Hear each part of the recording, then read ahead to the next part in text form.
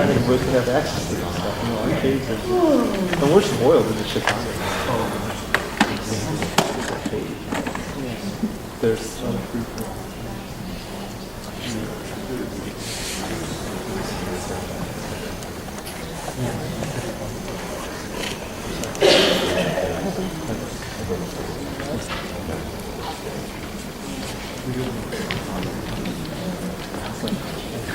Oh, I know. Who?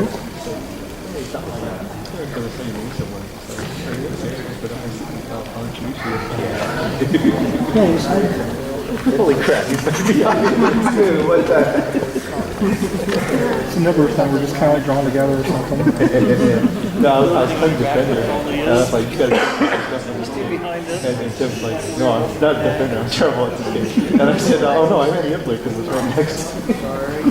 I missed that opportunity because we still have access to the game. But you can't keep on projectile. He's dropping this and another kid the Impler out from the arcade.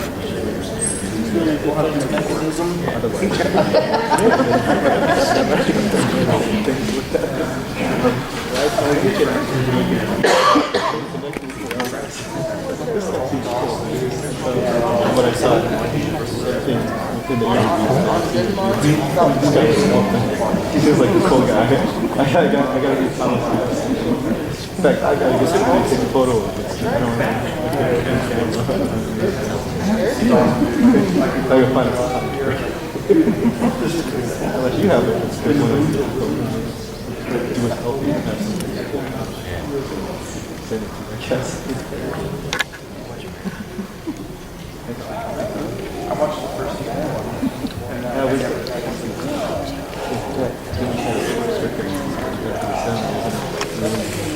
How far do you? Before we get serious here, our friend Tom, I call him Tom the Cake Man because he brings the cake every year. Yeah, he takes the cake. But he's got a couple of silly announcements separate and aside from what we're doing, and I'll let him say that while Walter wanders around and decides how late he's going to be. The announcements are so we're trying to raise some more money if we can. So we do have the 50-50 thing going on, and it's actually a 50-50 plus. And that is, whatever we collect, whoever's ticket is pulled, you don't need to be here, although you're here, obviously. We'll receive half of what we collected, and I want to say it's probably going to be somewhere between $200 and $300. That was my guess. We still want to do some more collecting yet. Tom, we're at 202 right now. It's at 202 right now. Okay, we hope to hit 300. Yeah. So the tickets are $1 a piece, 6 for $5, 12 for $10, and does that mean I'm not? That's usually what happens to me when I play this game real quick. And also 25 for $20. Besides that, we were going to auction off, we're going to make it a live auction tonight. We will have a minimum on it though, to be honest with you. I'm going to tell you what that is. I'll tell you once we reach it. On the 2 shirts that we have. We're still looking for signatures. We've got a rainbow shirt, and that's the one where anyone that's attending, either earlier today or today, we'd like them to sign. So I can't fly that one. And the other one is a champion shirt, and that's signed basically by people that have helped world records or have a, let's see, not Galloping Ghost, it's, this is terrible. Walter's Arcades video game cards. So if you have one of those two, you could sign it. And then, let's see, besides that, I'm going to try to get these guys to do like maybe a 10-minute intermission at some point. And our plan is that we pass out some water at that point. I guess that's about it. Thanks for coming, and we appreciate you helping the cause.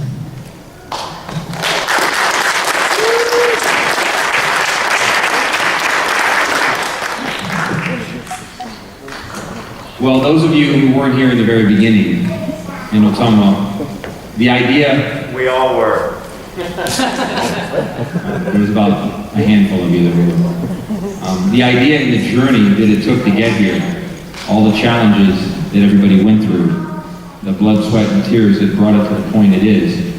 There's a short story here, news clips, that's going to describe all that. So again, you know exactly what it is that brought us here. It was actually a long journey that at times we didn't think we would ever make it. And we didn't always know where to go or what we were doing. We were sort of running fast and figuring we would find our way. And of course, nobody worked harder at that than Walter. The fact of the matter is he worked harder, he suffered, he has more blood, sweat, and tears than anybody. So he's going to actually narrate what it is that happened.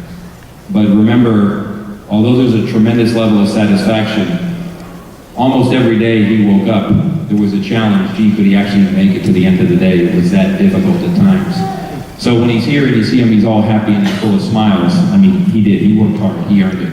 And you know me, I don't give him very much credit. So I will give him that credit. And the fact of the matter is, this is a story about Twin Galaxies, sure. It's a story about Ottumwa for sure. But it's really a story about Walter Day, Twin Galaxies, and Ottumwa. So, Walter Day.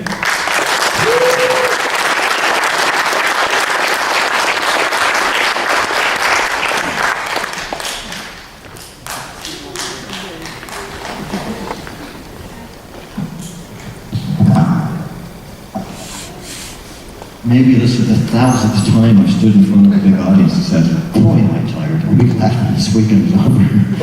There's been so much stuff we've done, and it's only beginning because we have a great day tomorrow.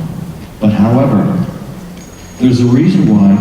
Michelle, where are you? Michelle, stand up. She put together tons of this. Let's hear it from Michelle.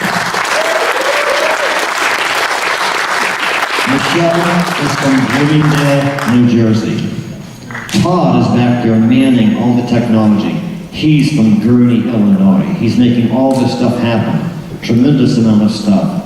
Triforce is from Jamaica. He came so that he could be part of this and lends his incredible credentials as an e-sport expert to bring even further credibility to all the things we're doing here. The reason I brought these three people up, and I could be bringing a lot of people up, is because there's people all over North America and other places who are here. And here's why people come here. Here's why Ottumwa is the video game capital of the world. So a long time ago, in a state called Iowa, there's a town. Ottumwa's a pretty nice town, you know, not too big, not too small. And a couple of guys opened up an arcade, and they called it Twin Galaxies. There's a nice arcade. It wasn't too big, it wasn't too small. And it was really a normal arcade, like 50,000 other arcades around North America. They would expect to have the same, lifespan. They served the community for a while, like Twin Galaxies did, very honorably, and then they're gone. Just come and go, But something happened that was unusual. For some reason, within a few months of it being open, it became the official scorekeeper for the entire world of video game playing. And it became responsible for keeping track of the records, making a statistical database, and creating the rules that people would have to play so that people could compare scores and could compete against each other no matter where they were. And also publish those records, create world titles like the Nibbler champion, the Pac-Man champion, and then crown those champions, and then create a whole program of contests. This little arcade in Ottumwa started doing that. Unbelievable. And people came. They came from all over North America. And then they even came from all over the world. And then they even came from other planets. But as time went on, the place became the most famous arcade in the world. It became the crossroads for the whole world of video game playing. It's where competitive players, meaning the original esports people, would come here because this was the place you go if you were a serious competitor in video game playing, long before they ever called it esports. Lots of contests, lots of fame. And the fame caused the media to flock to it. And the magazines began to carry the scoreboard. So the magazines made the scoreboard available to everyone because the internet didn't exist then. So the magazines made the scoreboard available so everybody would know what score they had to beat to be the champion on that game title. And then Life magazine decided that, wow, this is such a big phenomenon, we have to do a major story on the video game phenomena. And they thought, quite rightly, the most important part of it was the people themselves. Not the game, not the technology, not the amount of dollars being made, but the people. And they said to the video game industry, what can you tell us? What story should they do? And believe it or not, they all said, Ottumwa. You have to go to Ottumwa. And so that Life magazine happened, which is now clearly recognizable as the most famous photograph in the entire history of the video game industry. Most recognizable, you know?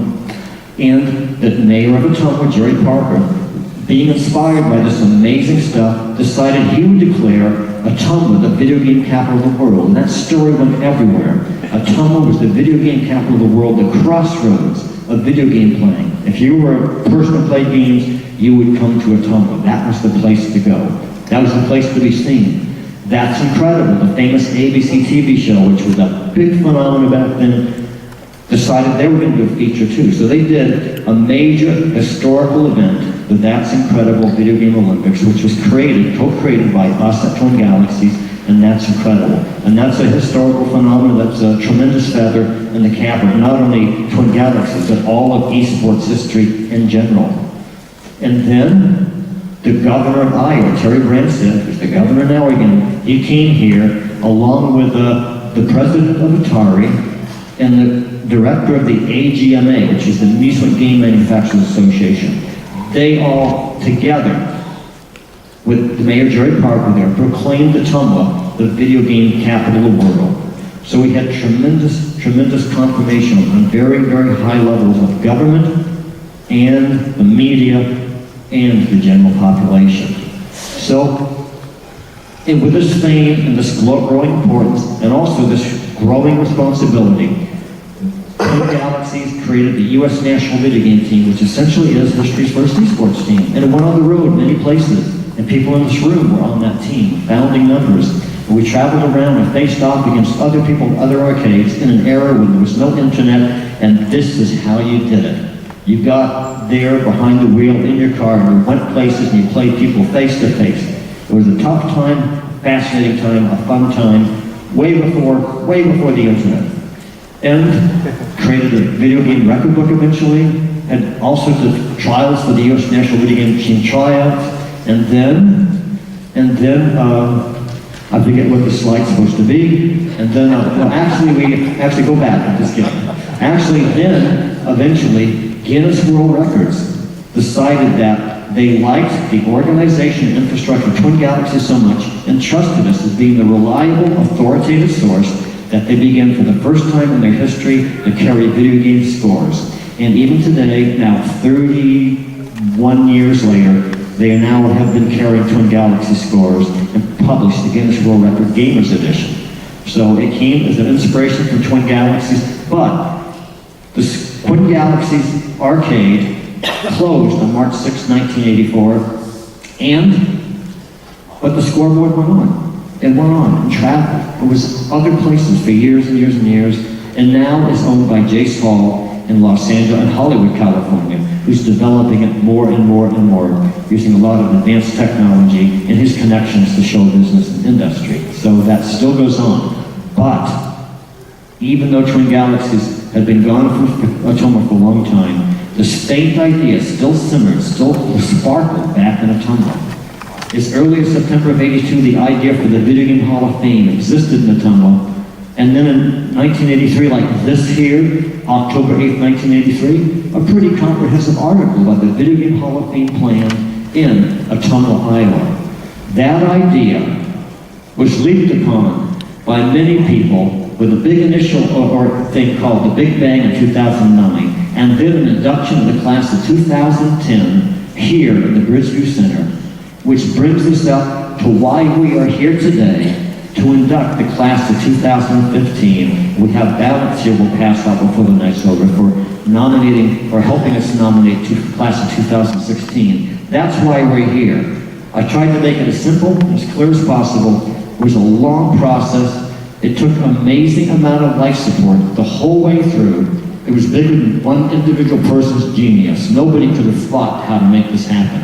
It just was the need of the times, like the forces of nature, just leaping up and making Ottumwa the video game capital of the world. So as I said earlier today, If there's anybody out there, either in this room or anywhere in the world, who doesn't realize that Otuma's the video game capital of the world and the historic birthplace of organized competitive esports, well, just get over it. Because this is the credit.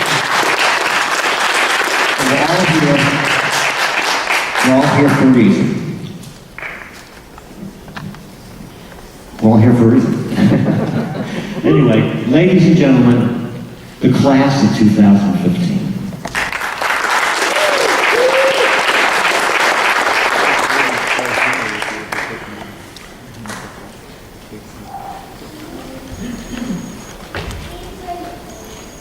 It's kind of funny, as we announce each person in the class of 2015, they're often presented by somebody who has tremendous stature also, but they're presented because they have such respect for the person that they're calling up on stage. So you can remember that as we speak about each person. It's our way of giving respect back to them. And the person I need to come up here now and stop looking at the other guy's phone is Mr. Triforce Johnson, who's going to induct our first inductee.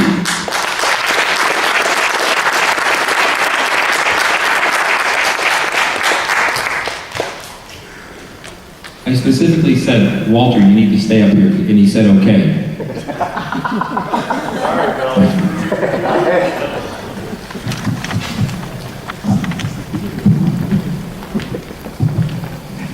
Okay, thank you guys for having me back in Ottumwa, Iowa. It's a blessing to and an honor to always come to the video game capital of the world.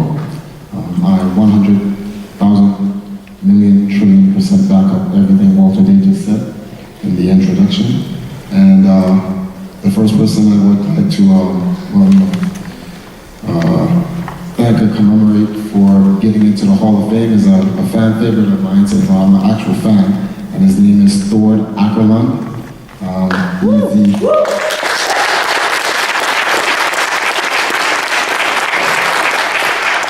He's the winner of the original Nintendo World Championships back in 1990. One of esports' earlier giant tournaments. I don't know if anyone remembers, but it was at the Epcot Center in Florida. He holds 2 world records for Tetris on the NES, and he plays a starring role in the documentary called Ecstasy of Order, the Tetris Masters. Unfortunately, Thor was not able to make it, so I decided to make a speech on his behalf. He kind of wrote something, wanted me to actually present it to you guys.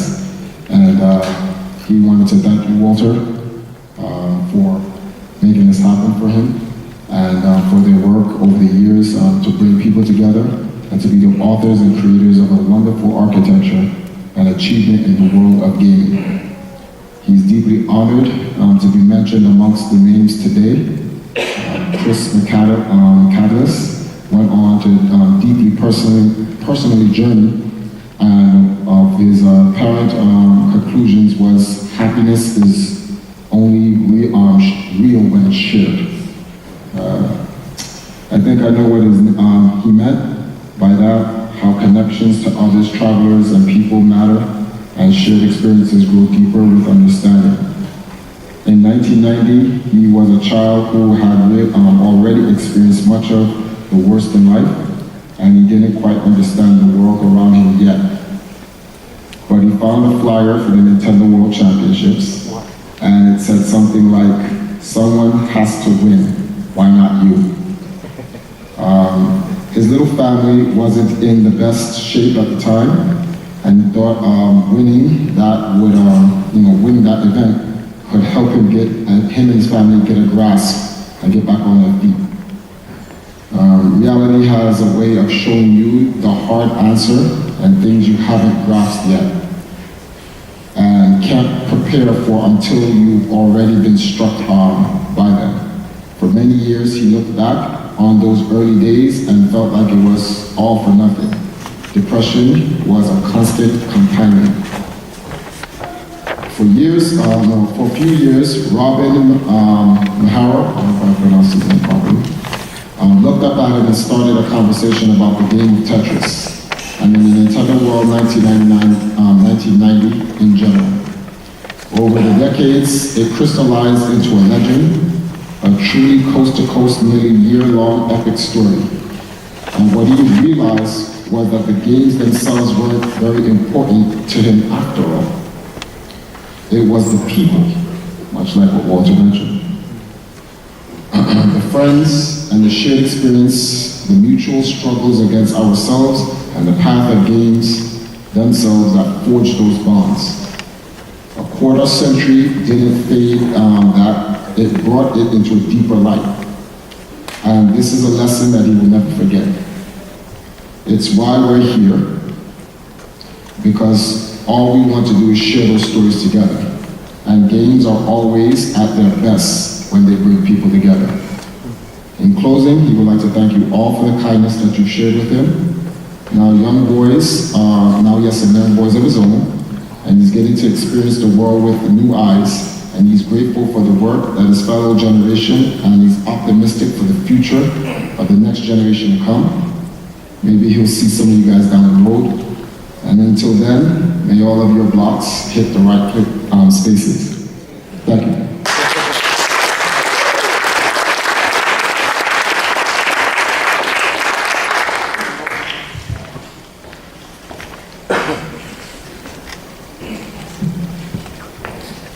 Of all of us that play games, Triforce was more qualified to speak about him than anybody, because for sure, he's the one that walks between both worlds of an arcade world and a console PC world. So I should have given you that credit before you go. I don't like to give you too much credit. So. All right, this next one is easy. I like him for a couple of additional reasons that I'll share at the end. But the fact of the matter is that Tim Balderrama's first came on to the video game scene in 1983. He had the first major Pac-Man score that was recorded that held a position in the Twin Galaxies database. And he was only 15 years old. And we sat there and we sort of stared at it for a long time, never really having done anything about it for some time. His love, his affinity for video games is certainly what helped him choose the major that he took, which was, computer science. The major that he did at the University of South Dakota. And we always talk about typical video game players, and you can think of the stereotype that people have in mind, which is not always flattering. Well, he graduated from the University of South Dakota, and I even have a hard time saying it, Kundam Lada, and hot stuff. From there, he went on to get his master's degree at the University of Minnesota in 1998, and he now works as an IT consultant. In his illustrious career, he's always been in the top 4 or 5 players the whole time, top 4 or 5 players in Pac-Man. He was the 4th player, and it was to my shock when I read it. He was the 4th player who suddenly got a perfect score on Pac-Man. And he did it on the arcade version, and he was the only person that's done it on the PC-based arcade. And so that was impressive. And his scores, his names, his accomplishments not only are noted in the Twin Galaxies Video Game and Pinball Book of World Records, but it's also noted in the Guinness Book of World Records Game Maker Edition as well. So he certainly deserves all that he's had. The one thing that I wanted to talk about was he's a guy who would achieve something, and basically he would, whether he spoke of it or not, he would step back and go back to a normal life. And of course, most of us don't do a whole lot that's normal, but he would go back to a normal life. Basically, he would retire. He didn't announce it, but he just sort of went back to his own life. But he came back and he played in the Xbox Challenge in New York City in 2006. To give you an idea how many people played, there were over 6 million people that competed. And there were 12 of us that went to New York. And of us Americans who were there, he was the last one standing. To be honest, we were having fun and we were really cocky, and somehow a guy from Australia and a guy from Mexico, or excuse me, Austria and a guy from Mexico went in front of us. And we kind of shook our heads, we had no idea why, but he was the last one who was actually standing. And so that was a lot of fun. He announced his retirement formally in June of 2008, and I thought, sure. So, but the fact of the matter is, since then, coming here, doing other things briefly, he went to a kill screen challenge in 2015 in California. But what I see happen with him, which happens with all of us, we like our achievements, we like having our fun, but there's something about the friendships we create that we truly never want to give up. That's why he keeps continuing to play, even if it's not on the highest competitive level. He does it at a level so that he can continue to come back to events like this and continue the friendships that he's created along the way. So I seem to think that he's always going to come to these events or these gatherings amongst his friends, probably until he's old and gray. And the fact is, he now lives in the Twin Cities. He lives with his wife, Candace. He lives with his son, Jared, his daughter, Dia, and his niece, Cheyenne. He still has time to play a game here and there for fun, along with hockey, along with wrestling, along with running. Yes, he still does play Pac-Man. He doesn't play it as we would play it together, but he plays with the enjoyment of his family. I guess that's a tribute to the fact that he's truly a family man. And he's a terrifically nice guy, because one thing we do in the gaming world, and I can point at different people that would attest to this, is when we're playing and we're getting scores, we don't talk nice about each other. We do in the right circles, but I'll say to somebody, I said to John Studley, who recently got a score in the United Kingdom, I said, where'd you learn that move? He goes, he said, well, I learned it because Tim Balderrama said that you and he played when you were at the Mall of the Americas. And I go, he said that? Yeah. He's not supposed to talk nice about me, I don't talk nice about him. But anyway, he's just truly a good guy and a good family guy. And when I saw his name come on the ballot, I was truly happy, and I wanted to make sure that I was the one that spoke about him. And I'd like Tim to come up here now if he could, please. Tim Balderrama.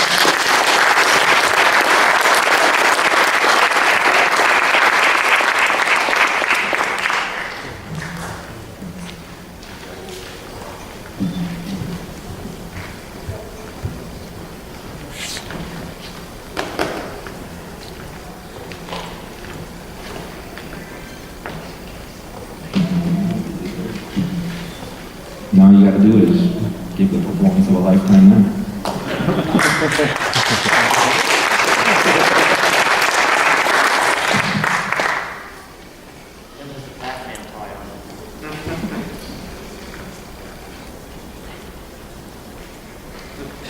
Smile. He didn't take a picture of you, he did a selfie. Yeah, it's a flip phone. I'm old school.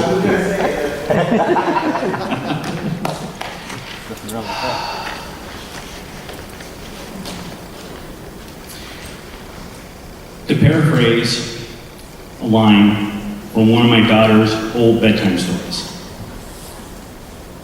Wow. That's all I can say. Wow. When I first stepped up to a Pac-Man machine, I wasn't quite sure what to expect. It was an exciting, nerve-wracking, frustrating moment all rolled into one.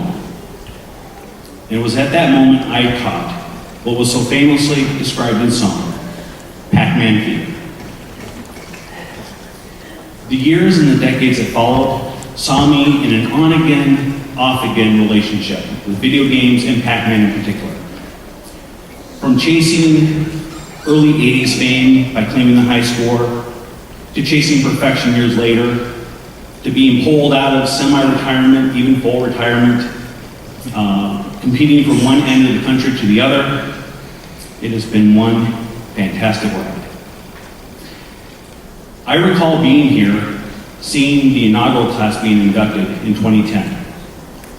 And while I would say that I would never consider myself on the same plane of existence as those great players and pioneers, I admit, I caught myself wondering what it would be like to be up here being honored myself. Now that I'm here, and it's real, I've convinced myself it's not a dream, and yes, I do have the pinch and bruises to prove it. I stand in awe and incredibly humbled to be among such incredible names. While it was mostly me versus the Pac-Man machine during most of my playing career, I was never truly alone. My parents, who had often lamented about what a distraction the game had been in my youth, became proud of the direction that Pac-Man and my resultant love of computers eventually took me on a professional level. I'd like to think that my mom still enjoys me weaving an occasional Pac-Man related tale. And I'd like to think that my father is looking down on us right now with a wink and a smile. Mom and Dad, I love you and I thank you for being there through thick and thin. Amazing thing is, some of my more memorable moments in Pac-Man have actually come in recent years. I mean, seriously, I've been so much busier since I retired. From playing in New York to California against some of the best players in the world, alongside some living legends of the classic gaming scene, all while doing my best Brett Favre impression of retiring and unretiring. I want to thank the International Video Game Hall of Fame, ICON, and everyone involved for the privilege to stand before you tonight. I want to thank the players, past and present, both still with us, and those who have moved on. Thank you for driving me and inspiring me. And I want to name every single name, but I'm so nervous right now, and I'm so afraid I'm going to miss somebody. You know who you are, and I hope I've paid it forward in some way. But most of all, I need to thank my entire family, including my sister Bobby, who made the trip. But most of all, and I had warned them that I was going to hijack the ceremony until they came up here on stage and joined me. But then, they warned me that they would get up and walk out if I tried that. I won't force their hand, but I need to especially thank my wonderful wife, Candace, and amazing children, Jared and Dia, who are all, by the way, great gamers in their own way. Thank you for supporting me, putting up with me, and most of all, for believing me. Especially during those times when I didn't believe in myself. As far as I'm concerned, my success as a gamer was a team effort. From Candace being so wonderful and supportive, to Jared, my coach, during many of my high school runs, to Dia, who, despite her youth, has taught me many things in gaming. From how to turn the family room into a maze so we could play Pac-Man in real life, to more recent tutorials on Undertale. I don't get a perfect game without you guys. I don't get to go to New York without you guys. I don't do what I did in California without you guys. You guys are the ones who should be up here, not me. Guys, again, I thank you, and I love you. I love you so much.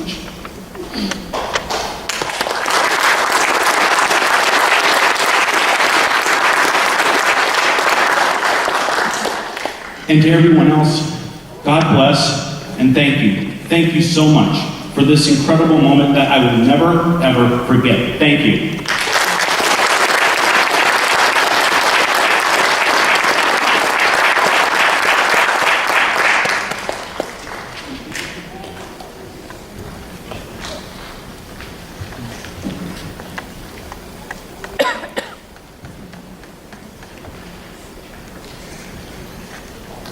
Could I have the remarkable David Bishop please come up?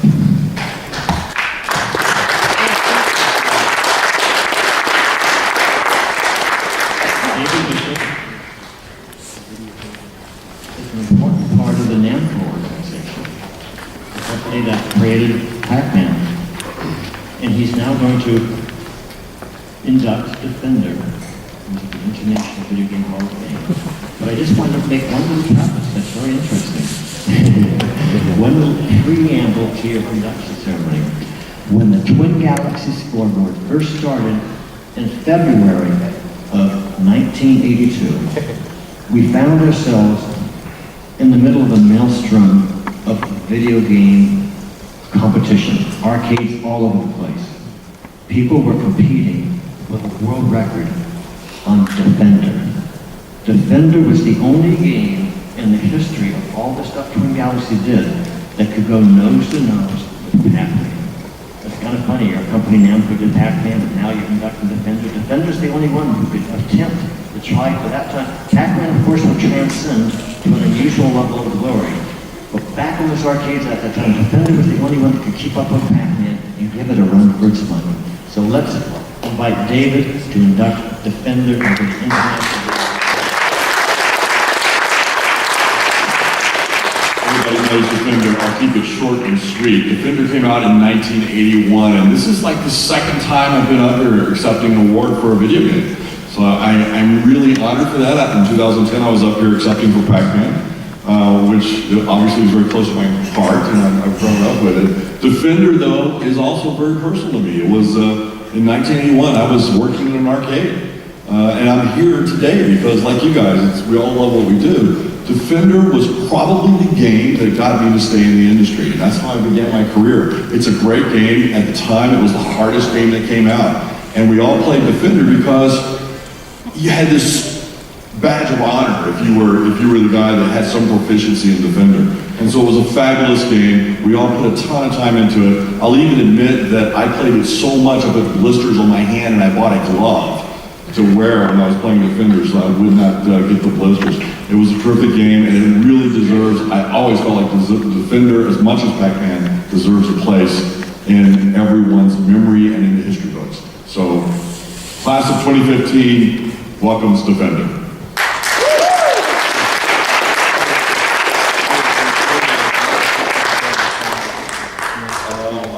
You know what? I'm sorry. So the guy that was really responsible, I thought he was going to be here tonight. I'm really disappointed he wasn't. Eugene Jarvis. Those of you know Eugene was actually the head of the development team on Defender. It was actually Eugene's first video game. It was Wayne's first video game. Released in 1981. They did 55,000 units of Defender 2, which made it one of the really successful video games out there. But we'll take this back to Eugene and give it to him because it was his game. It's really his vision to put the game out there.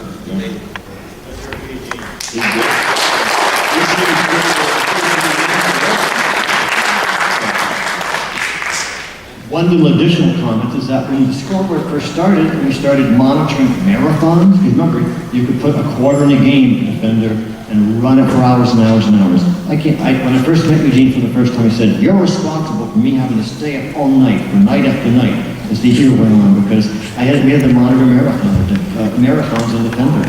Such an amazing game. Such an amazing game. We're honored to have Eugene's brainchild here in the Hall of Fame. Now, one of the first great gamers also to get some of the earliest big headlines was a gamer named Eric Chan. And we are very honored to have to join us on the stage now, Kevin Bacchus, who is a member of the class of 2010. Kevin was one of the 4 engineers who first envisioned the Xbox and brought it to life. He was an engineer with Microsoft, and I guess they just convinced Microsoft they should create this vision they had, and he was one of the 4-man team. Kevin, thank you for coming.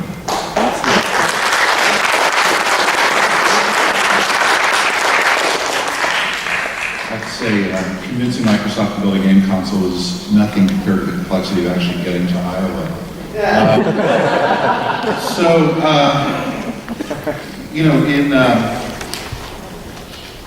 At a time when the world is really starting to wake up and take notice of esports, I think it's absolutely appropriate that this year we are recognizing probably the first true esports celebrity. Eric, for those of you who aren't aware, won a Centipede contest in 1981, exactly 35 years ago. and became quite possibly the first competitive gaming media darling. As I recall, I believe the prize for that was a car, which never quite materialized, so Atari themselves actually ended up covering the value of the prize to make it a special thing for Eric. Well, they must have done a really good job, because for the next 10 years, Eric actually turned his passion for gaming into a career developing games for Atari, including a number of titles for the original Link system. And I think that that's really terrific that he was able to sort of give back to the many, many gamers who enjoyed the projects that he worked on together. He continued working at small companies making home computer and console games with people like Franz Lanziger and Mark Robicek. He was one of the original members of the Light magazine photo, along with Billy and many of you here in the audience today. He wrote for Joystick Magazine. He has continued to work on his passion. In fact, this year he released a number of iOS-based mobile games, which I encourage you all to kind of track down and download and provide some support to him as well. So again, one of the first true competitive gaming celebrities, one of the first true esports celebrities, Eric Jenner, class of 2015.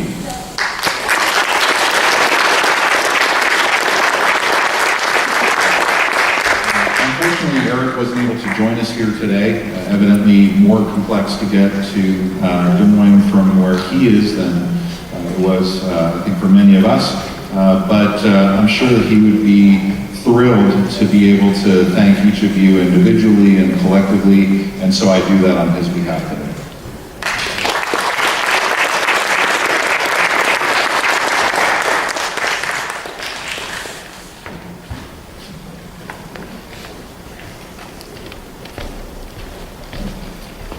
Well, every event we do, there's always somebody who extends themselves above and beyond. Without that person that extends himself above and beyond, we wouldn't be able to do it. Certainly, if we did do it, it would not come off as well as it does. And the fact of the matter is, one of those somebodies is here. And when I call her up, you've heard us talk about her this weekend. You've heard us say all kinds of wonderful things, and the truth of the matter is we underscore exactly all that she does, because she prepares for months in order to put this event together. It's kind of fitting that she's coming up here to talk about a woman. So, girl power, woman's a woman. As a matter of fact, I won't even say who she's here to talk about. I'll just have her come up here. Michelle Ireland.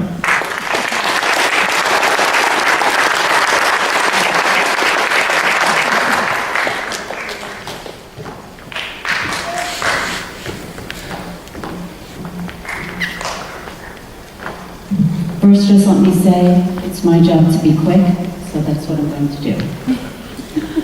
I have the pleasure of inducting Kat Gunn. She is the first woman to make it into the International Video Game Hall of Fame. So I think that's huge, because she's the first of many. She's a professional gamer and cosplayer. She's best known for winning the second season of WCG's Ultimate Gamer on the Sci-Fi Channel. She's been named the highest earning female gamer in the upcoming Guinness Book of World Records Gamers Edition. Did you hear that, Walter? That's mine next. She currently streams on Twitch TV and is a member of the professional gaming team Dignitas. So on behalf of the International Video Game Hall of Fame, I'm going to also accept this award for Kat Gunn, who is the very first woman to make it into the International Video Game Hall of Fame. Girl power!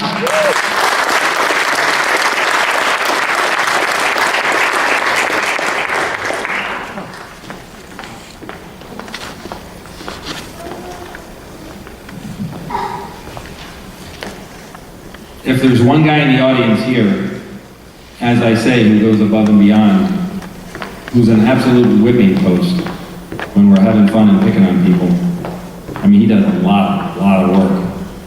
So little gratitude. I'm not saying he deserves the gratitude, but he does do a lot of work. He's a good guy, and I first met him here in 1982. He was in that original Life magazine photo. The next time I saw him was at a reunion photo in 2005, here in 2009, and then here in 2010. And it seems ever since then, I see him, I talk to him almost daily. And again, the friendships that have been formed that came out of video games that I talk about is something that's kind of cherished. And it's kind of fitting that he's coming up here to talk about another gamer who dates way back, a great gamer who went on to tremendous things in the industry as well, Steve Harris. So he'll be able to talk about him, and he'll be able to talk about him well. And Steve deserves the words that Joel's going to give to him. And again, I can't think of anybody better than Joel to talk about Steve Harris. So please welcome Joel West.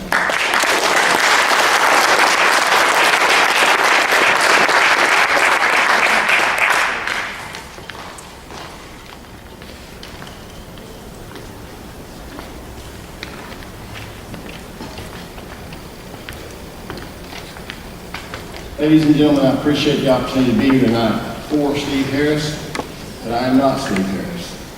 And I appreciate the kind words Mr. Mitchell said, but I have never met Mr. Harris. I don't know what he looks like. I don't even know what he sounds like. So instead of giving you a dry, bored speech that from someone who isn't here, we've had Steve to send us in a speech. And I'm going to give you the speech as I got paid $100 to bring this out.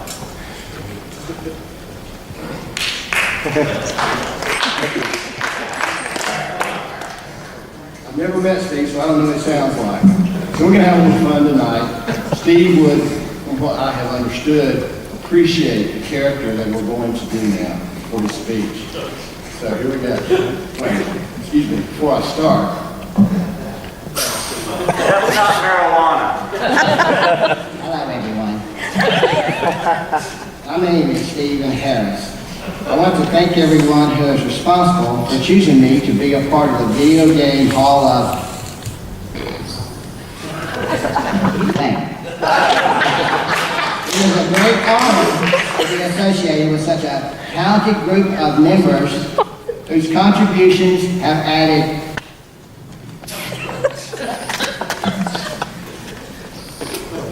so much to the world of competitive gaming.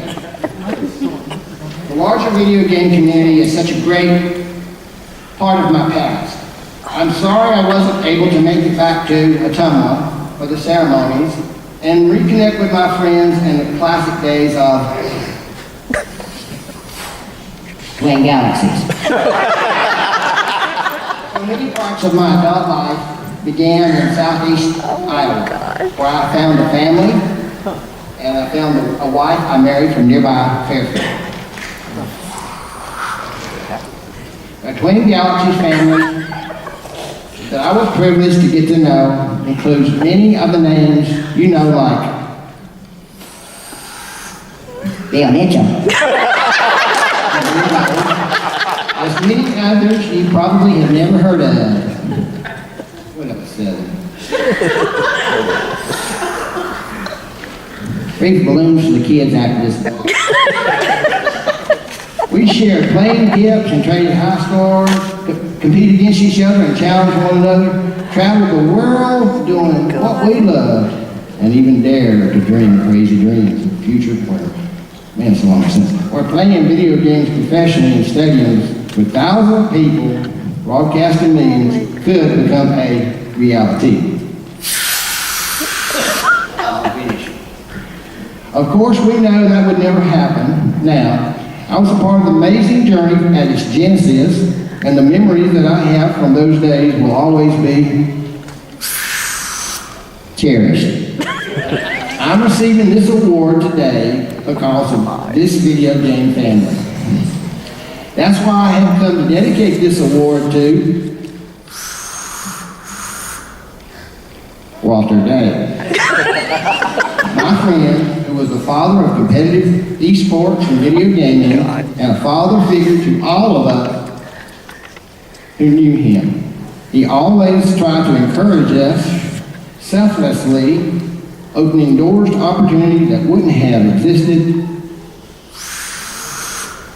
otherwise. Walter Day is a man that has convinced us all that no matter what our situations is, one day the recognition that we need and that we deserve will come. Thank you, Walter. Thank you, Twin Galaxies. Thank you to everyone involved in giving me this award. It is truly an honor, and thank you very much.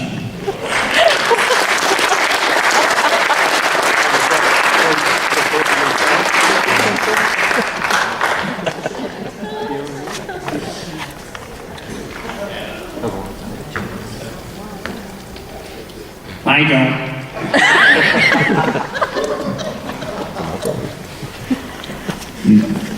Maybe we should skip this next person. Mark Hoff, the one who carried the gas up here. Yeah. He's the next one to step up here and talk about Eugene Jarvis and Gary Stern. Two absolute pioneers in the industry.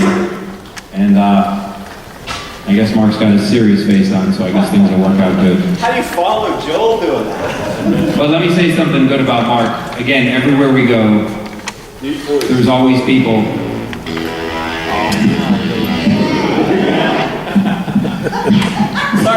That's right. There's always people who toe the line. There's always a local guy who, without that local guy, we wouldn't get stuff done. So it's been good for us, the fact that he remained here in Ottumwa, nearby, and he's always the go-to guy whenever there's any problem. So he's one of the go-to guys when there's mischief too, but that's all right.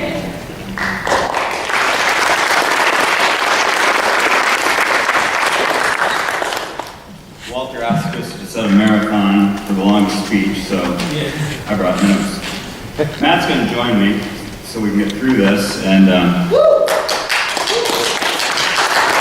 guys can probably Google these people and find out more quicker on your phone than I could say, because they are prolific innovators, both Eugene Jarvis and Gary Stern. So, in brief, if you've never heard of Eugene Jarvis, he's a guy that was a Southern California boy from the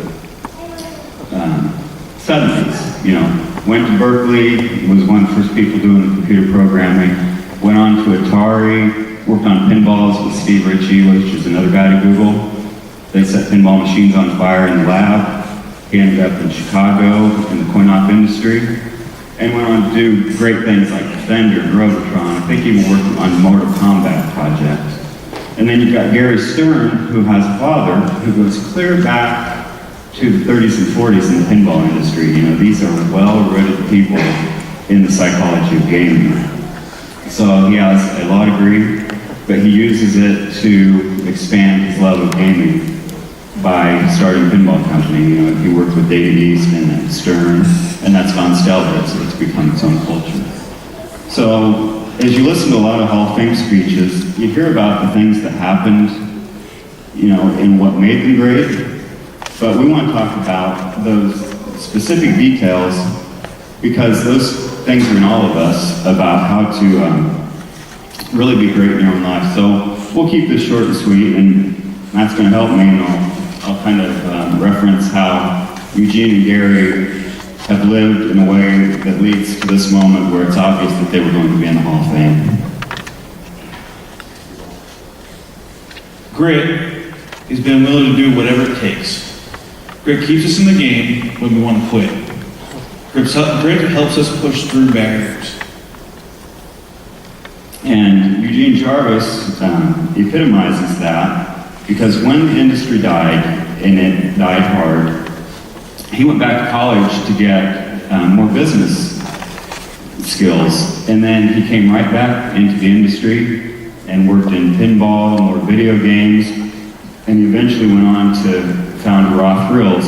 And if you've not heard of Raw Thrills, you've probably seen their games in Chuck E. Cheese, Dave & Buster's, the entrance to Walmart's, everywhere. They have a Walking Dead game coming out, so Gary's done the same thing. You know, when the industry died with pinball, he stuck with it. I mean, he's a successful attorney. He could have done a lot of other things, but he stuck with his passion.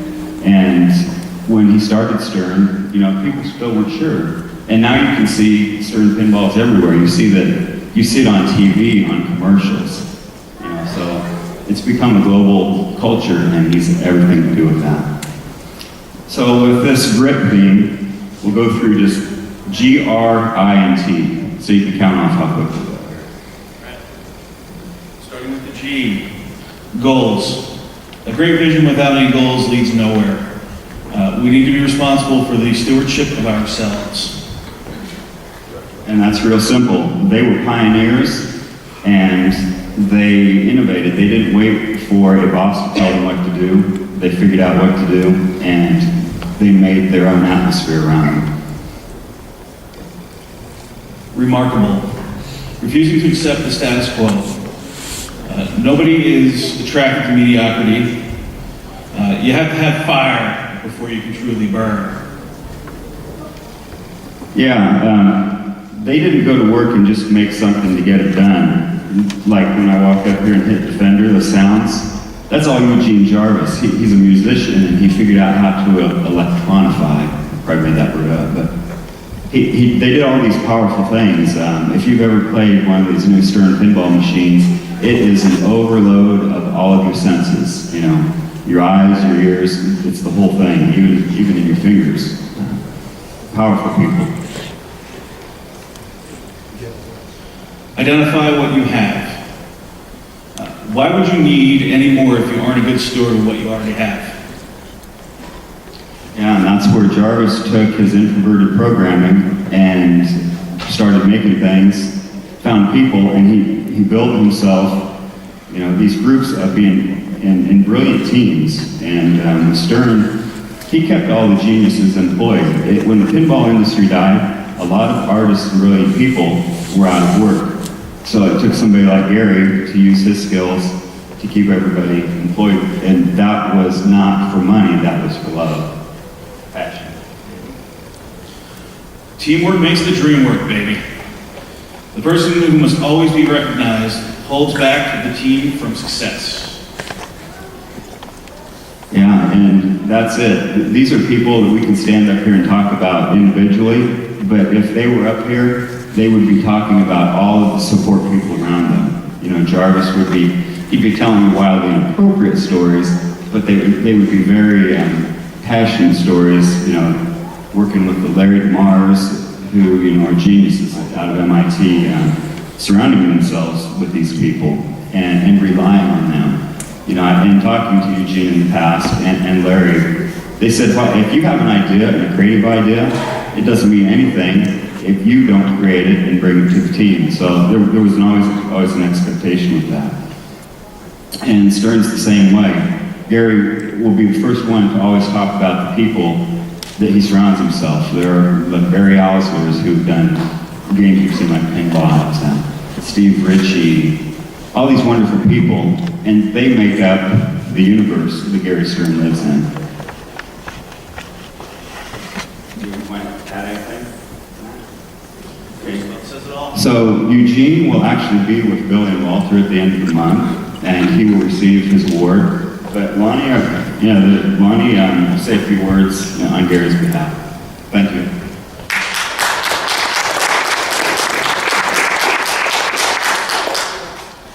I'm sure Mr. Stern would like to thank the Hall of Fame for the award. To give you a little story, I've collected pinballs for several years. The first pinball machine I had was a Stern pinball. The last pinball machine I bought was a 2016 Metallica. The Stern Group, under Gary's leadership, has really brought joy to millions of people. His innovations have placed his games at the forefront of almost every competition for the IFPA. So on behalf of Gary, I accept that. Rumor has it that it's going to sit on top of my Metallica actually comes and signs it. Is that true?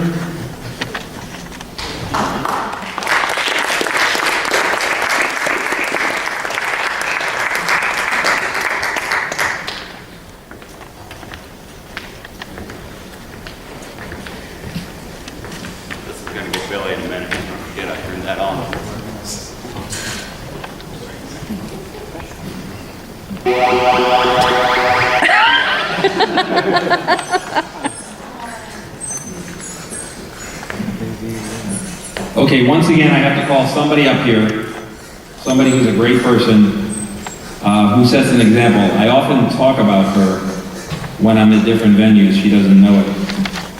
If there's anybody who embraces or glorifies her husband's achievement, she certainly sets an example.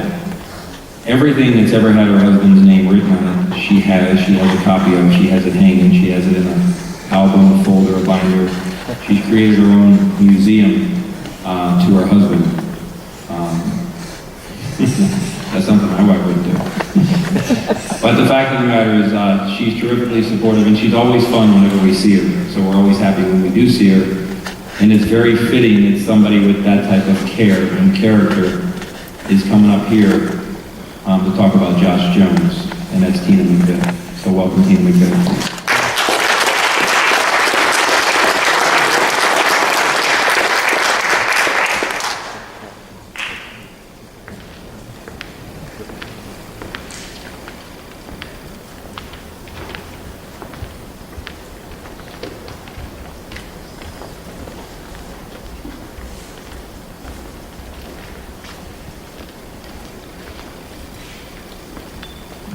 How's everyone? Woo! Great.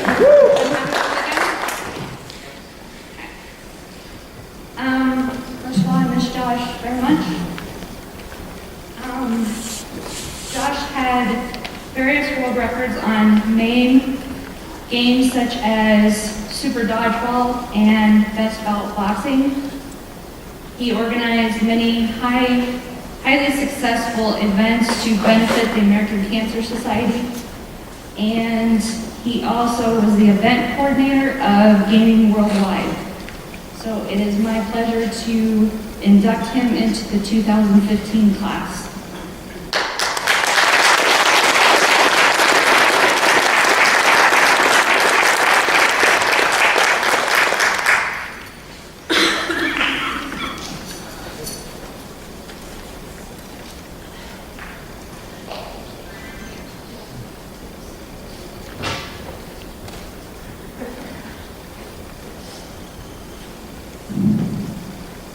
This is Kenny Jones, who's accepting on behalf of her husband. I just want to say an interesting thing. You've all seen how we have the trading cards graded by Beckett Grading Services, and they seal them on the slabs, and they have an expert actually with a microscope look down all the edges and the corners and the surfacing and all that stuff, and then give it a grade from 0 up to 10. And actually, you know, they explained to me that they don't give 10s away hardly ever because it's hard for a card to be that perfect. So we've now had, of the Walt Trudeau collections we call it, we've had over 1,000 cards graded. And there have been 2 10s out of 1,000. Until some cards we just graded of Josh, and one came back a 10. So somehow God was smiling on this card and made one of those rare 10s be a Josh Jones card.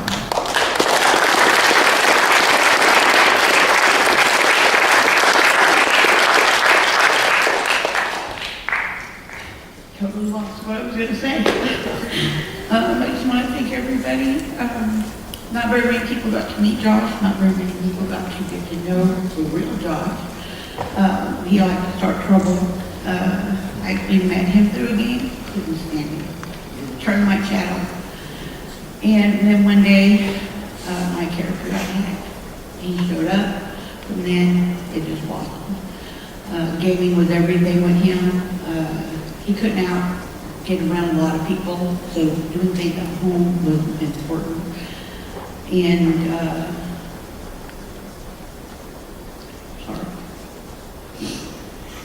he started doing fundraising for gaming. He figured if he could do something, he could try to help give back. I appreciate everything that everybody said about him, those who got to meet him. I'm glad I got to meet some of you. I hope to continue. Thank you again.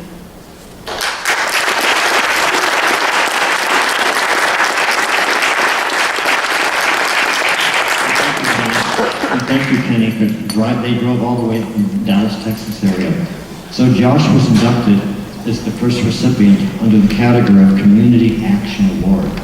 It's given not necessarily for the video game accomplishments as a competitor or designer, but for someone who does something for the community and also for the infrastructure of the gaming community or gaming competition. So we were honored to induct Josh as the first recipient of the Community Action Award, a category that we continue every year as time goes on.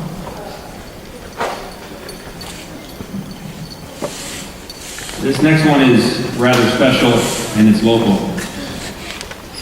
And before we call out Carrie Cheney to speak about it, it's special because it happened here in Ottumwa.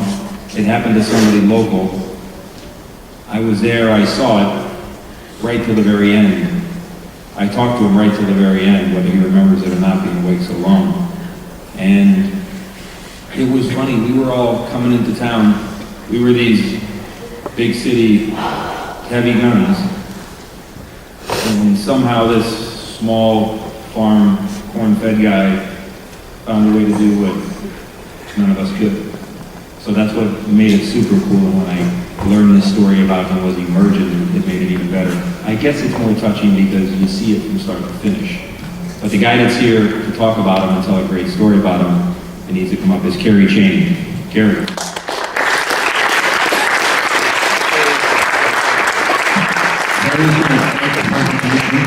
We'll be very honored if Mayor Lazio wouldn't mind coming up.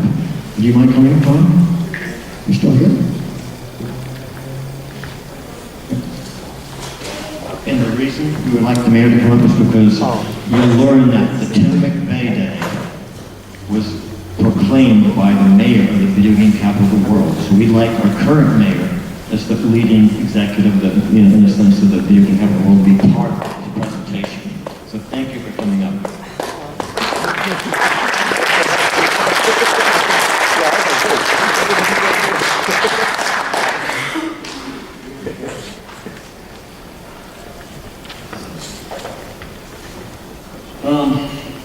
Unless you live under a rock, you know who Tim McVeigh is, what Tim McVeigh's done, and fortunately I don't have to say a whole lot because in less than 2 hours, you're going to hear the whole story through this wonderful documentary. I just want to say, first of all, that I think the world of Tim and Tina McVeigh, and I'm extremely honored to be inducting Tim into the 2015 Video Game Hall of Fame. It was on a cold day, January 17th, 1984, to be exact, that 16-year-old Tim McVeigh became the first person ever to score 1 billion points on a video game. It was Nibbler. Right here in Ottumwa at the Twin Galaxies Arcade, on 1 quarter, and after 44 grueling hours. Tim was also the first gamer ever to be honored with his own civic day, Tim McVeigh Day, and offer a key to the city. Tonight you will get to live this story for yourself with Tim's newly released documentary, Man vs. Snake, at the Ottumwa 8 Theater. Tim was also honored today, August 6, 2016, with yet another civic day in Ottumwa, the Man vs. Snake Day. So congratulations, Tim. I'm proud to call you a friend.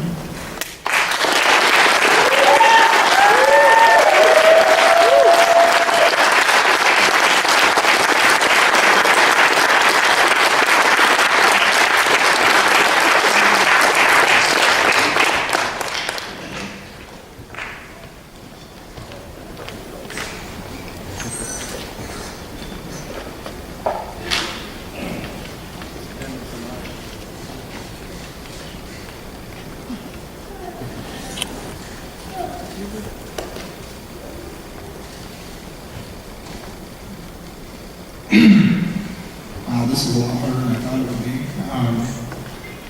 Not so much on a personal level, but trying to follow my good friend Josh Jones, his induction up here. He was, all my modern marathons trying to recapture the score and surpass what I did when I was a kid. Josh was there for all of them. And even when nobody else was watching, Josh was there. So it's really hard to talk right now. And I really hate talking to public anyway, so that kind of is. This is going to be really short. want to thank Walter and Billy and everybody from Twin Galaxies for supporting all those gamers through everything that we've done and giving us the platform to shine. I want to thank my wife, Tina, for putting up with me, and I couldn't ask for a better partner in everything that I do. I hope everybody here gets to go see the documentary tonight. And when you do, you'll see what I'm talking about with my wife, Tina. The documentary just would not exist without her. Tom Saki sitting here from the theater tonight. Tom was the original guy that started the quest for the $1 billion points. Without Tom and his vision, that wouldn't happen. None of it would happen. So I'm really happy that Tom's here tonight. This is really hard. So I don't know, I'm probably forgetting some people, and I apologize if I did, but thank you everybody for coming.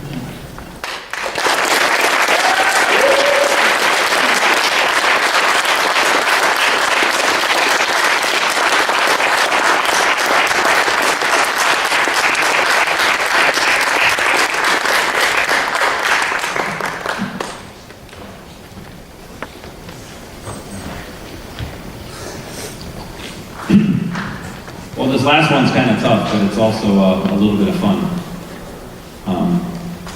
A little bit of fun because I'll add my own experience to David Bishop from Namco.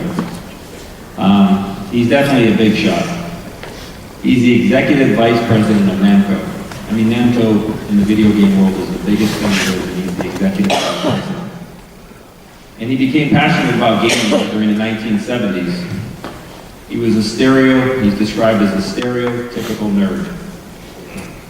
You'll realize that as I read this. When he was not obsessively studying, he was running all-night D&D sessions. He was hanging out in pinball arcades, and he was conducting tabletop war games. I can just picture, and most of you aren't old enough, remember the game Pong? And I can just picture David being obsessed about And anyway, he first entered the game business when he landed his dream job at the mall as a mall worker while he was attending college in 1981. He was in college to eventually become the executive vice president, and he landed a dream job as an arcade worker. So that's why I say a stereotypical nerd. I had the same thought pattern. And David just took it to a whole new level. But that passion that he had captured him so much that he actually changed his major to electrical engineering because he wanted to pursue game designing. Again, it's a great story about somebody who loved video games so much, he made it such a tremendous career. And I love hearing stories like that. He moved from Atlanta to the Silicon Valley in 1987, where he joined the Atari Corporation to establish a national mall arcade chain.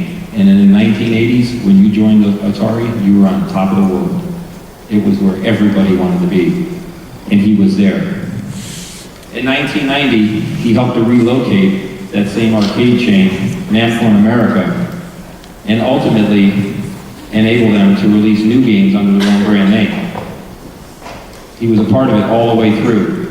Throughout his 35-year career, he advanced Namco, as well as the industry, through a wide variety of positions, responsibilities, and challenges. He went from technician to chief operations officer. Absolutely impressive. But his favorite position, which I'm tremendously jealous of, he's the chief Pac-Man evangelist. And I think that's what he enjoys doing the most. That's why he's here today. He currently serves on the board of directors of Namco, and he focuses on the development of new entertainment concepts, as well as the use of emerging technologies to craft innovative experiences, including more immersive game attractions using cutting-edge technology, virtual reality, augmented reality software. Each time I see him, he tells me of something new they're working on, and each time I just look at him and think, that's above my head. But he's actually talks about it, he enjoys it. He's like a kid who embraces it, he loves it, and that actually captures my respect for him to a tremendous degree. He currently resides in Chicago with his wife, who also worked at Atari Games. His wife is Janine. His daughter is Jessica. She grew up in the game business. She works in the game business now as well. And they have a dog. You never guess what the dog's name is. Billy. Close. Guinness. I was going to say Pac-Man just to be funny. But the fact of the matter is, if I could throw a little news in there, he's actually part of a group called Geezer Gamers. And the fact is, Walter constantly threw the monkey on my back. When I met David here in 2010, I said, "Hi, how you doing? I'm Billy Mitchell." He said, "Yeah, I know." And that was all. I didn't think nothing of it. But then one day when I had to call him about something, he answers the phone. People like David don't answer the phone, but he answered the phone. And I thought, wow. Every time we needed something, Walter would say, "Call David." We wanted him to serve on the board of directors for exactly what we're doing here, the Video Game Hall of Fame, the video game capital of the world. So I was given the task of asking him if he would do it. No chance would he do that. I mean, he'd be crazy. And he embraced it. He constantly helps us with every challenge we have. He takes part in every conference call, every event. So much of being steered in the right direction that has brought us here today is exactly based upon his guidance, his experience, and what he brings to the table. We would have a hard time without him. And we would be lonely without his friendship, that's for sure. Absolutely. David Bishop.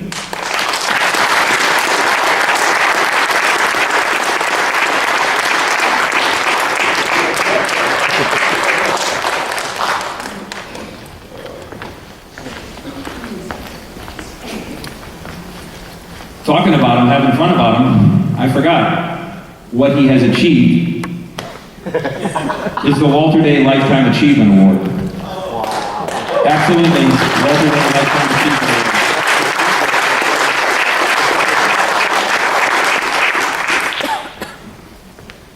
I normally don't have a tough time speaking, but Billy, as you were doing that, I was starting to get kind of choked up, and I was like, wow, suddenly I feel really weird. So when, I don't remember who called me to tell me I was getting this award. I don't feel like I deserve to be in the Hall of Fame, truly. I've run a bunch of arcades and been in the game business for 35 years now, but I've been really lucky. I mean, I think I've done some cool stuff, but it's been a lot of it's being in the right place at the right time.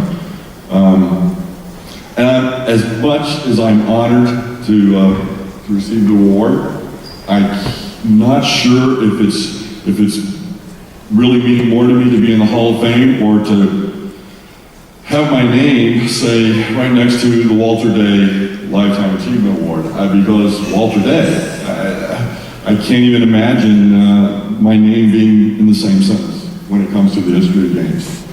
So, I'm here, I said it earlier, for the same reason all of you guys are.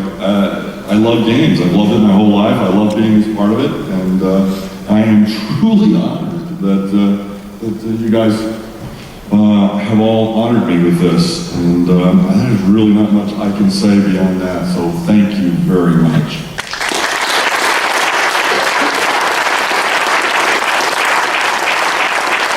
Just to rub it in a little more. Typically what we face in our challenges, people in David's position, like his boss, is terrific at what he does, the job he does, his boss. So you couldn't ask for somebody more efficient or more effective. But David does what his boss does, but he has a passion for what all of us have here. He doesn't sit behind a calculator and run the numbers and say that's the way we'll do it. He has a passion for sharing things and participating in things, whether the numbers ring true or not. So that's what we do, is we take advantage of him a little bit because he shares the passion we do. So once again, I hope he's here to guide us through all of the things we hope for in the future. So one more time, please, for David Bishop.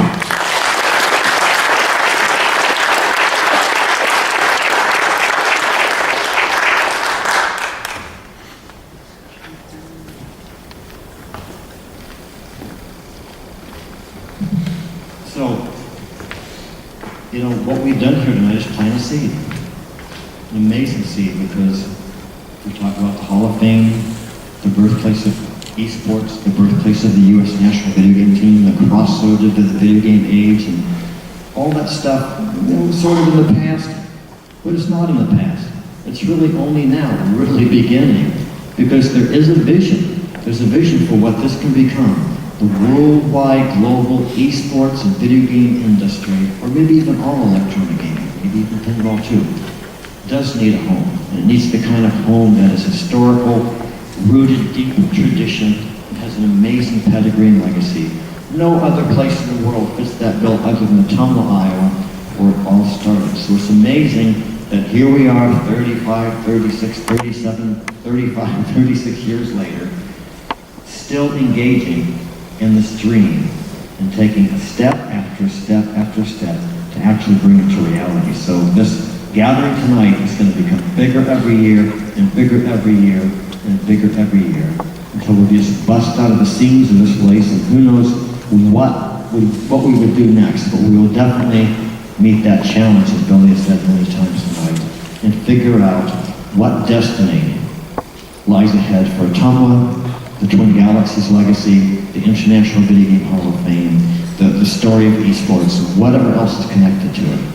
So it's an amazing phenomenon. I'm so honored to have been a part of all. I'm so flattered that people keep giving me all the credit, because I don't deserve all the credit. This has been a group team thing all the way, again and again and again and again and again.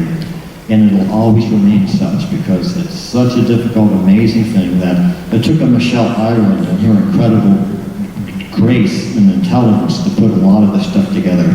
It took an Eric Tesler to believe in this, to go and help make this happen by using his resources. It took the brilliance of Todd Friedman and his time and his devotion to make all the organization and intelligence of this operation come to fulfillment. It took a lot of people, a lot of wisdom, a lot of intelligence and ingenuity to all come together and make the International Video Game Hall of Fame what it is. And if you think about it, there's a lot of Hall of Fames out there right now. And this Hall of Fame is the one that mainly focuses on esports. Because if you look at the class of 2010, 20 out of the 29 inductees were all inducted as esports competitors. And thereby lies the tale. We are officially, even though we're the whole gaming industry, we are definitely officially the International Video Game Hall of Fame that is intent on honoring the esports industry and the esports tradition. So ladies and gentlemen, I'm glad that you all came tonight. I hope you're all going to come here next year when we have this all again and make this even bigger and better. But before we end tonight, we have a few other things to do, and also show some trailers for the film festival, because we're ahead of time, by the way. But we want to give this thing to someone, because he wasn't here earlier, because he was out someplace doing other stuff when he should have been with us. But anyway, ladies and gentlemen, Eric Tesler.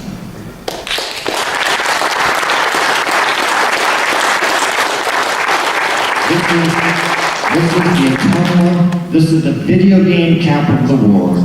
The Video Game Capital of the World Award, originally given out in 2010, and now given out again this weekend. It's commissioned by the committee to commemorate the Video Game Capital. It's independent of the nonprofit organization that makes up the Hall of Fame. It's independent of Twin Galaxies. It's independent of the city of Ottumwa. It's the group of devoted people who believe in this legacy and heritage. And Eric Tesler, somehow Eric Tesler became independent. Didn't have to work anymore. And he decided, well, what do I do with my money? Well, he says, well, I could buy a camera and photograph my food. But then he thought, well, I could also make things come to life, make things become real. So Eric Tesler is the most amazing guy who's brought to life, is it 4 films now, or is it 5? It's 4. At least 4. He's made at least 4 films come to life by funding them. Also, he funded, we're here tonight in this hall because of Eric Tesler. Yeah! About the last 500 cards, essentially, printed, not all, literally all of them, but about the last 500 of them who were funded by Eric Tesler, because he believes in this community and this culture, and he wants to make sure that all these creative expressions of honor and respect for this tradition of esports and Gatombo and everything brought to life. So ladies and gentlemen, I don't even know what more I can say about Eric Tessler, other than thank you, and he's an Oakland Raiders fan. He's got the shirt on. And, way to go, Eric!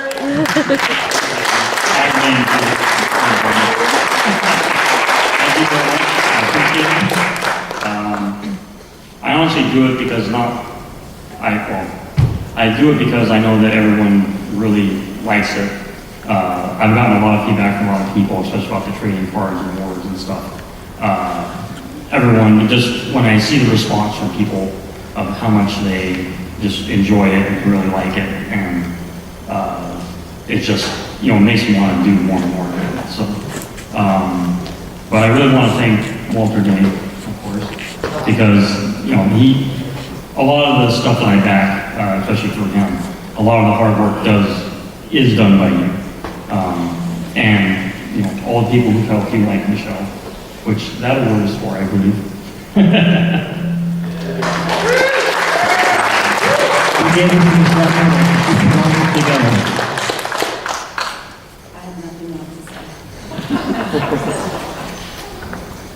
Thank you, Otama.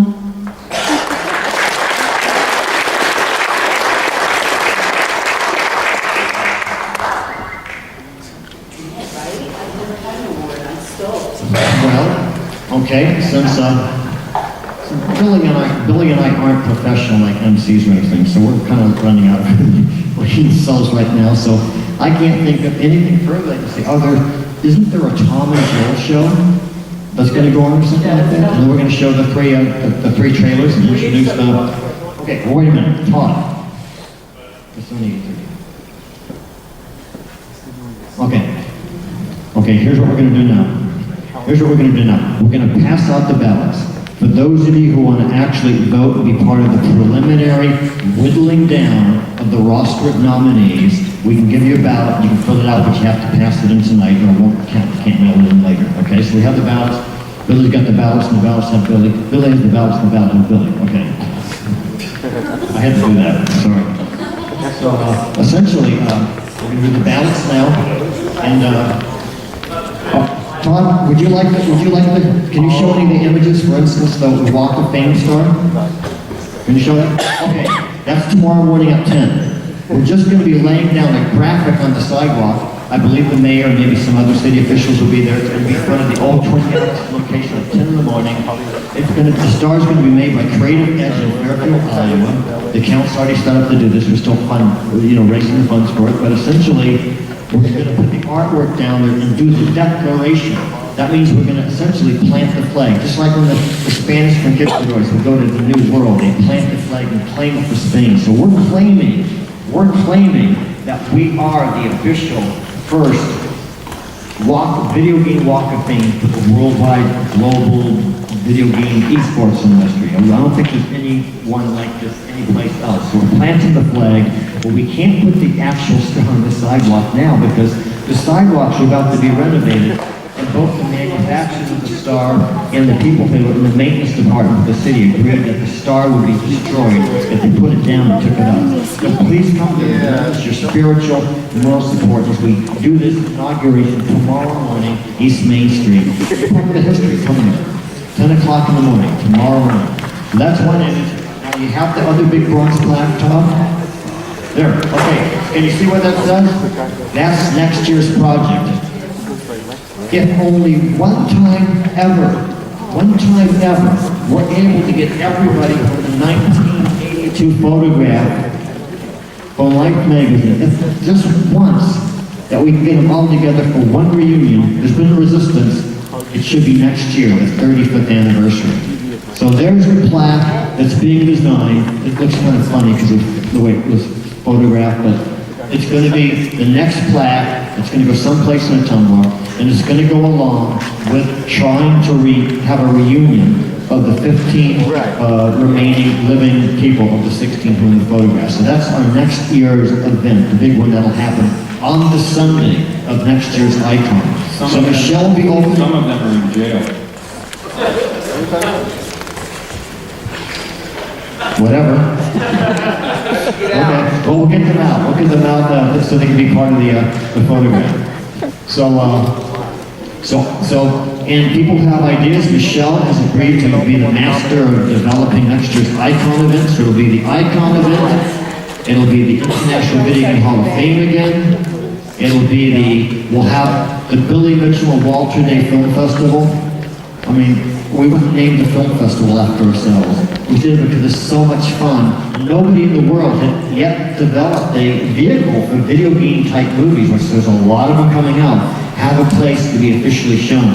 So we will be sponsoring tonight's appearance of the Man vs. Snake movie under the Billy Mitchell and Walter Day Video Game Film Festival. So we'll all be meeting over at the theaters, 10 o'clock in about 1.5 hours. I'm sorry, an hour and 15 minutes. Okay. So, what are we doing now? Todd? Okay, we're going to show a trailer. Which one should we show first? Okay, Man vs. Snake trailer. Who's that on the right? Fuck this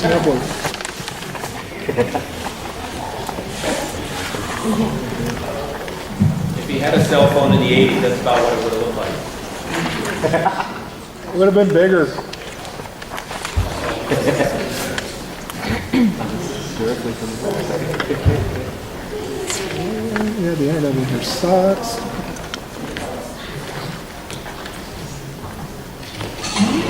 You can't believe it. He's an actor, you see. The way Tim plays this nibbler game. Honestly, I haven't talked about the record for years. I don't like blowing my own horn, I guess. First time I saw the I walked in the arcade down in the Galaxy. What's the big deal? I've got 700 minutes. Well, it doesn't matter what he's got. When he's done, I'll just wipe it off anyway. There are millions of people that get for $10,000. One of the 7 Sunday. First word finally was going to take place. Like Everest, you knew it could be climbed. 10 million to go. How hard to get there? Highest score ever recorded on any video game ever. I can't believe you can get it. Billion points of level. You got a billion points on nibbler. What the is nibbler? He's the big guy. Is he still a big guy? I don't like to brag, but I don't think there's a player in the world who could be. Video game players have somewhat inflated ego. Who's the best player? I am. Am I making this stuff up? No. Is this the way we do things around here? Yeah. You're out of line. Oh. I don't even want to see what it looks like. The new age athletics. Doesn't have a white floor with it. Let's do this, sir. Work through the maze, pick up all the dots, and not run into yourself. It's fast. It was my game. Lightning strikes. This is my record. It's just a question of time before someone breaks it. It's just that no one has no games.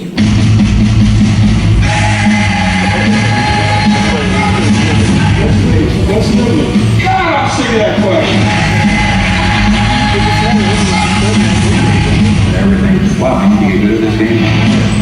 Is there any achievements? No.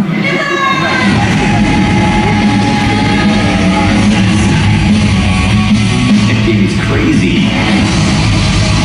Not a lot of people have done that. Home route. What's up, man?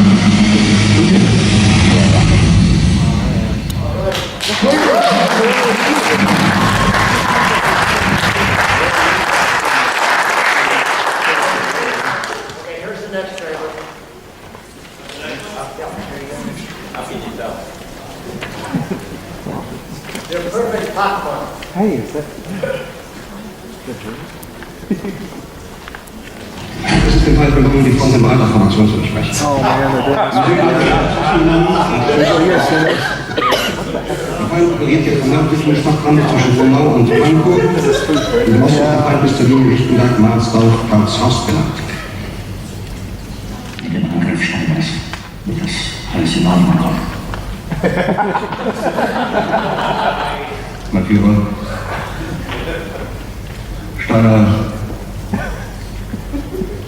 Steiner konnte nicht genügend Kräfte für einen Angriff lancieren.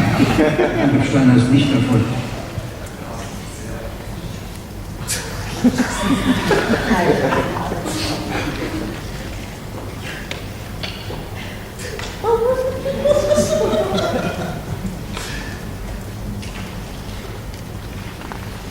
Festhalten im Raum. Keitel, Jodel, Krebs.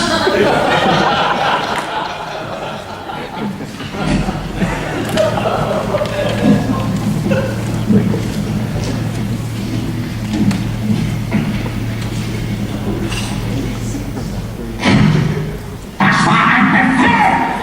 Der Steuerfahrt Befehl! Wer schickt sie?